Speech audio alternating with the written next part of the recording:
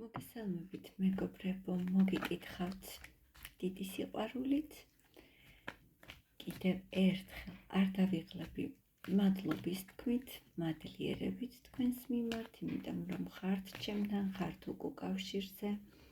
მადლობა თითოეულ თქვენგანს მდობისთვის და მე გეტყვით კიდევ რომ გამოიწეროთ არხი, ვისაც არ გაქვთ გამოწერილი, რათა არ გამოგრჩეთ ახალი ვიდეოები. ასევე გეტყვით რომ მომაწოდოთ იდეა, რაზე გსურთ გავაკეთოთ შემდეგი გაშლები. დღეს კი მე გავაკეთებ საჯარო გაშლას ურთიერთობა მანძილზე. როდესაც თქვენი ურთიერთობა არის მანძილზე და ნახოთ პირველ რიგში ნახოთ თქვენი ფიქრები და გრძნობები ამ ადამიანის მიმართ. თქვენი ფიქრები და გრძნობები ამ ადამიანის მიმართ. თქვენი ჩაფიქრებული ადამიანის ფიქრები და გრძნობები თქვენს მიმართ. რა არის თქვენს შორის? ვიცით რომ მანძილია, მაგრამ ზოგადად თქვენ ქვეცნობიერი ვნახოთ. მისი ქვეცნობიერი. რეალურად რა გსურთ თქვენ? რა სურს ამ ადამიანს თქვენთან მიმართებაში? რა სურს ამ ადამიანს? თქვენკენ როგორ განვითარდება სიტუაცია? მასთან როგორ განვითარდება სიტუაცია და ვნახოთ ურთიერთობის პერსპექტივა. თქვენი ფიქრები. აქ გამორიცხული არ არის რომ თქვენ იყოთ წასული ურთიერთობიდან, რადგანაც მანძილია, აქ შეიძლება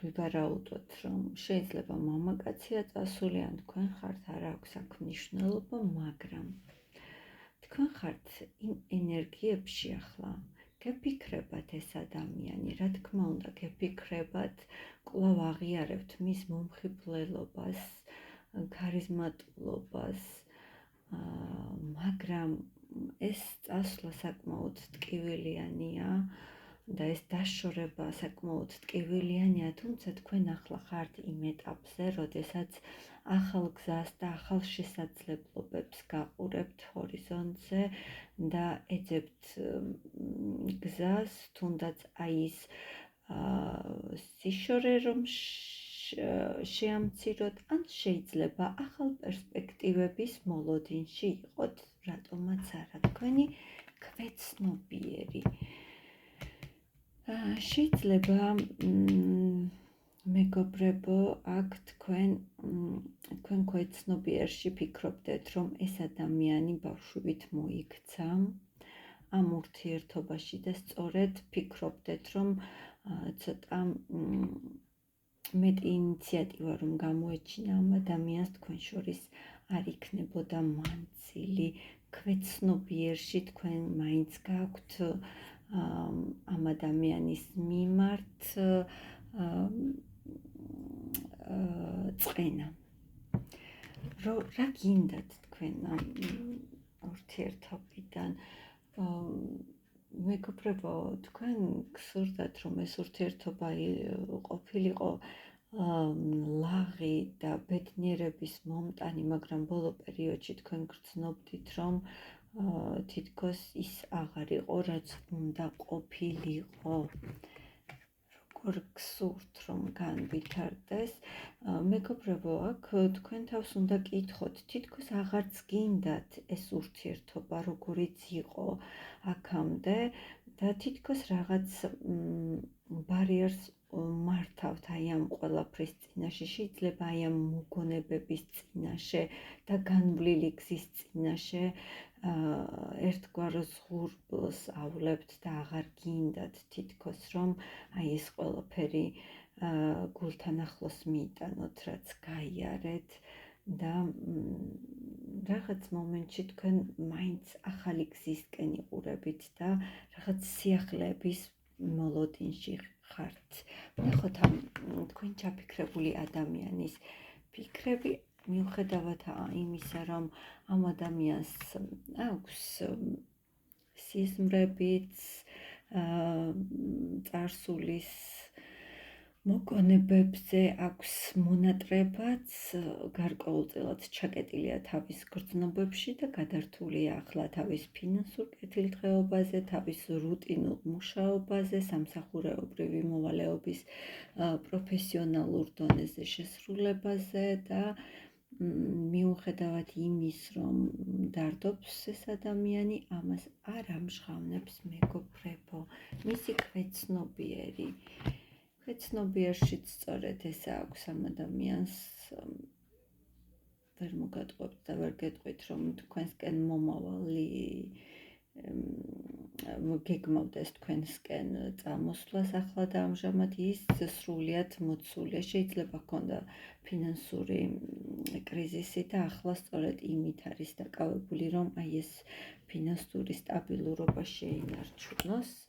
რა სურს, საკმაოდ რა უნდა ამ ადამიანს და ეჭვიანობს ეს ადამიანი და ახლა სადაც არის ეს ადამიანი თითქოს აი იქიდან გამოღწევას ცდილობს. არ არის ეს ადამიანი კარგად, რაღაც გაურკვევლად გრძნობს, თითქოს თავისი ადგილი არ არის იქ, სადაც არის და აი ერთი სული აქვს, რომ აი ამ ჭაობიდან როდის გამოვა, მაგრამ ეს ისეთი გამოსვლა ერთ ნაბიჯს რომ წინ დგავს და ორ ნაბიჯს უკან და აი ამ ჭაობს ვერ აღწევს თავს. ეს ადამიანი სავარაუდოდ შეიძლება ახლა